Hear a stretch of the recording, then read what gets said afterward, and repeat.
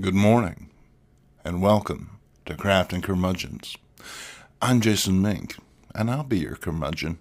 Today, we're trying our hand at crafting a few Mego action figures.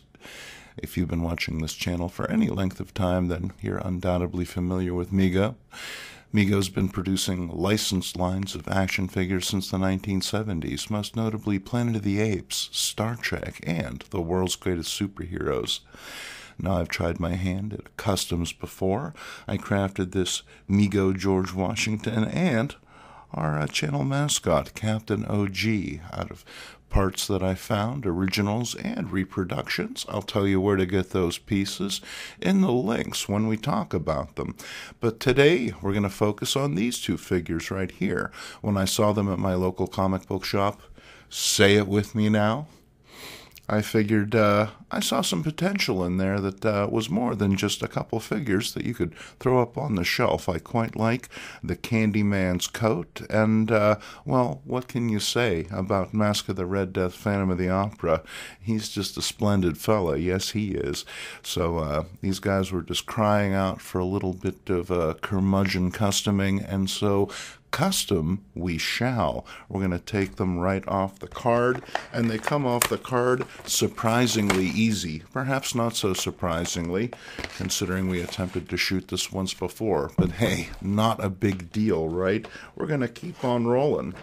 And here he is, Mask of the Red Death, in all his scarlety glory. He comes with a wonderful velvet cape, faux velvet, if you will, and then some faux silk pants, and I'm going to say an authentically vinyl hat. No reason to fake this. And, well, that outfit really comes together, doesn't it? He's built on the standard Mego body, and he's rocking the Star Trek boots that Mego created because, well, it was cheaper to mold the leg in one color than to offer a separate boot. When Mego returned in 2016, they not only tackled classic properties like the Universal Monsters, but more contemporary horror properties like Candyman. He's gone so far from the board game to, this current hook-handed incarnation. And this is your standard Mego 8-inch action figure. Once again, done on your typical Mego body, but with a few bonuses. Now, he comes in this splendid overcoat, and that's mostly what I've been thinking about. When it comes right down to it, that is a really nice piece. It seems like it would be suitable for spies, vampires, any number of characters. And he's, in addition to the standard Mego body, he has his hook hand. That's right. How does he pick his nose? With his left hand. So we're going to put these guys right here, and what we're going to do is we're actually going to strip them nude. There was a warning at the beginning of the episode, but if you missed it, there is some action figure nudity. We're going to take off their outfits, and we're going to see what we can do as far as coming up with some customs, making something a little bit different out of these figures. So stay tuned.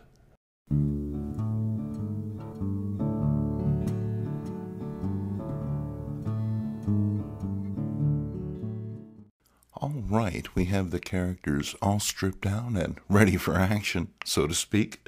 But first, let's try our cup of tea. This is a cup of Earl Grey tea, hot, no sugar, no dairy products, just as it was meant to be.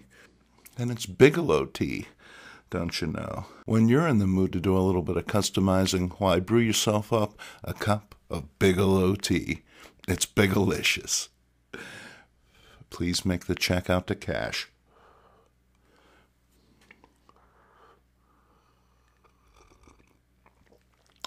Okay, steaming hot as we like it. And you have been warned, scenes of action figure nudity coming up. You know, you got the red boots right there. That might end up being a problem down the line, but we'll try and deal with that. And another issue that I didn't really take into consideration is the fact that Tony here, yeah, he does have a hook hand, which is going to make him difficult to make into anything else but a Candyman. You know, I mean, sure, you could put him in a Superman outfit or something like that. But at the end of the day, he's still got a hook hand. But hopefully I have something here in the parts box. That's right, you may have noticed it right next to me there. And this is chock full of parts, both vintage and reproduction items from FTC. We'll take a look inside the parts box. We'll pull some stuff out, and we'll see what we can do with these characters. Like I said, I'm going to use the coat here for sure on the Skull Guy.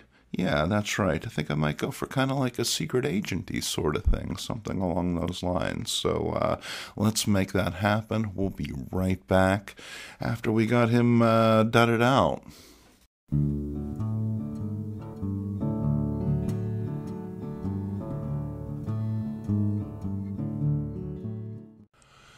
Okay, and this is what we've ended up with a more or less straight swap. When it comes right down to it, we took the Candyman's outfit and we put it on Scully McBones here. And, you know, it looks all right for sure. You know, I mean, these are great pieces, so they're going to look really good on just about anything. But I can't help but feel that, you know, he's a little lacking when it comes right down to it. This is a Dickie. You know, the white, it just doesn't really pop, you know, next to his head, and the tie is lame. It's just obviously a little piece of fabric. So, you know, even though it's covered by the coat, it's not really doing a whole lot for me. And then you got the red shoes. And, you know, I'm not really sure what we're going to do about that. I mean, I guess when it comes right down to it, we could paint them, or you could use a marker or something like that. Now, these are the shoes that came with the Candyman, and I am not at all confident that they would go on, but I don't know. Sometimes God loves a trier. Maybe we'll get a little talcum powder. Wow!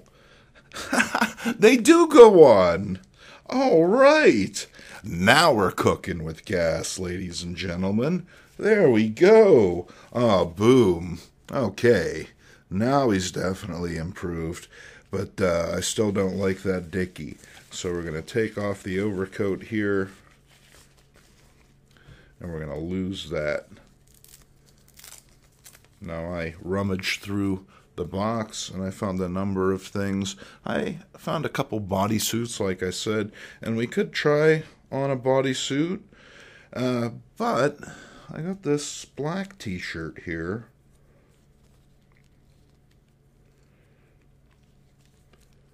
And this came from a Chachi figure. That is right. Early in the line, when Mego came back, they took a pass at a couple different Happy Days characters. Chachi was one. I got him for a song. And I think I like that better, actually. That works for me. We're developing a very loose elbow here, though. I don't like that at all. These Megos do have a tendency to fall apart, so have a care. Yeah, I do like that more. Now we have a sort of super secret kind of spy kind of thing going on. I don't really know how much spying you can do walking around with a skull for a head, but nonetheless, I feel that's really coming together. As long as his pants don't ride up, you don't want anyone seeing your red socks. But I can't help but feel that this would make an excellent red skull. I guess that's something we could do possibly, but I kind of want to work with him as he is. The problem that I have, I feel that even if we close the t-shirt, we're going to see this gap right there, and I do not like that. So my thinking is we'll put something there. Now, there are a number of pre-existing scarves and little bits and widgets and things one can use, but I was thinking maybe we'd use a piece of this. This authentic Superman cape. Why not? That way we use this legitimate item. Can't be used for a cape otherwise, but nonetheless might add a little bit of pop to our character. Now, I cut in such a way that I maintain the elastic on the cape, so we can actually use that to affix it to our figure. We don't just have to stuff it down his shirt, which I'm sure he'll appreciate on those summer days when you get itchy. Yeah, you do. So let me futz with this, and we'll be right back.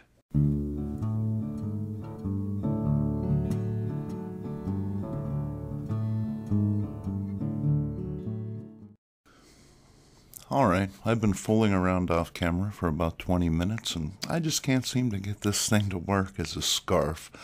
I'm not really sure why. I don't quite have enough fabric to knot it around the neck.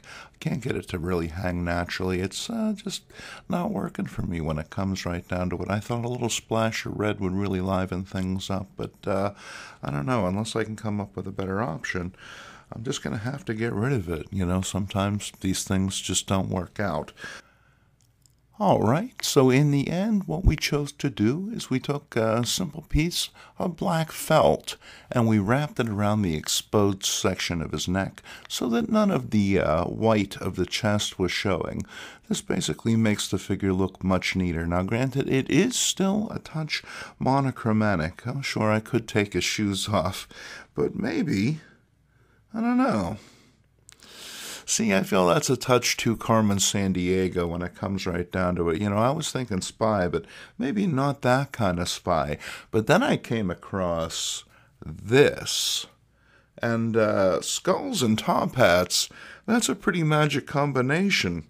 So that really seems to complete the outfit. But of course, he's not an action figure without a little bit of action, so he's going to need an accessory or two. No, I dug through the box thinking that a sword might be appropriate, or, I don't know, a gun didn't really seem like it fit his M.O. But then I found this. This hand side is actually from a Marvel Legends action figure, but it works very, very nicely with this guy. You know, it's unconventional enough that it seems to suit his character for sure. You know, if you saw this guy coming at you, you'd be shaking in your boots. Not quite the private eye that I was going for. Now he has more of a Victorian sort of thing with the hat and the scythe, but he needed something a little bit more. I was really happy with the way he came out, but I thought, you know, we're like 95% of the way there. We need one more little thing. And I walked around the apartment, you know, scratching my head, trying to find something. Not on my head, just around the apartment. And I discovered this. This tiny little lantern. I've had this thing for 10 years now. Boom. May I present the Signal Man? The spooky ghost that haunts the railway down the road there. You betcha. When you see this guy coming, you're going to want to run the other way. That's the Signal Man. And he's the first figure that we crafted today. I was quite confident that we'd be able to come up with something. But what are we going to do for old Tony Todd here? Well, let's not waste this hat. I feel that that's an excellent starting point. You know, that definitely gives him, you know, an air of, well, I'm not quite sure, but let's kind of develop that. Let's see what we can do. Now, I have some denim in here that we might use. You know, we have some superhero outfits, old devil outfit. Once again, some bodysuits and stuff like that. And then we have these pieces from the, you know, other figure. What do we think? Can we do something with these? Maybe, possibly. Let's try them out and see what happens.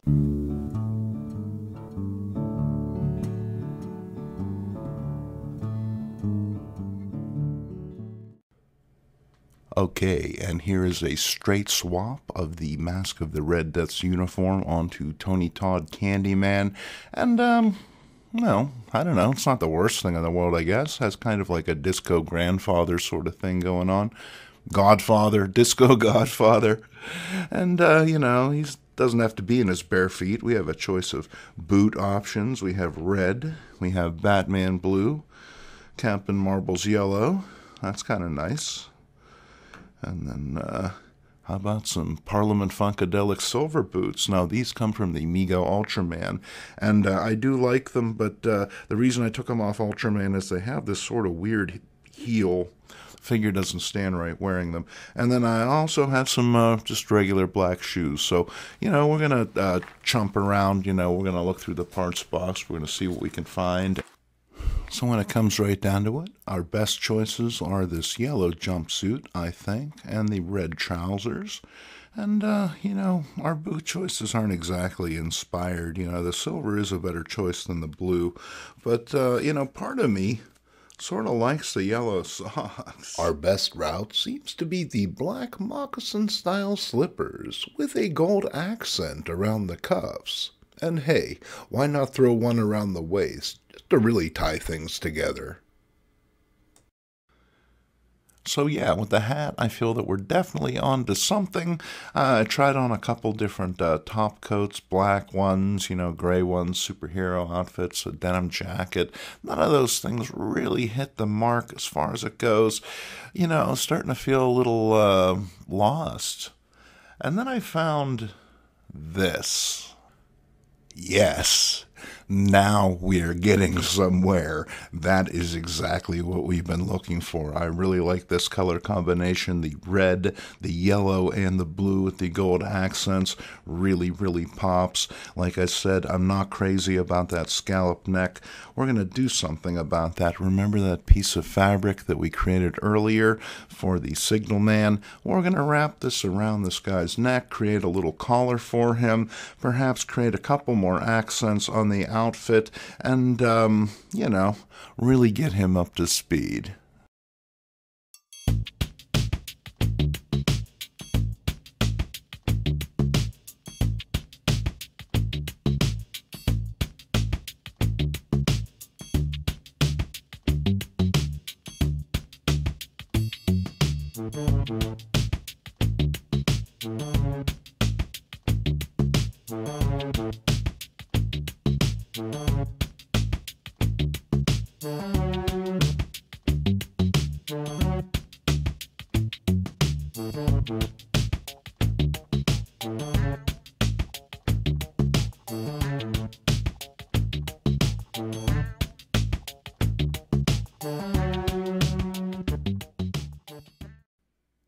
And when all is said and done, this is what he has become. Ladies and gentlemen, I am pleased to present the G. Here he is. He's come together. You watched the process. You were there from beginning to end. I am super pleased to add the G and the Signal Man to my collection of custom Mego action figures. It's really that easy when it comes right down to it. Don't believe me? Well, get yourself a couple action figures and try it. I mean, why not?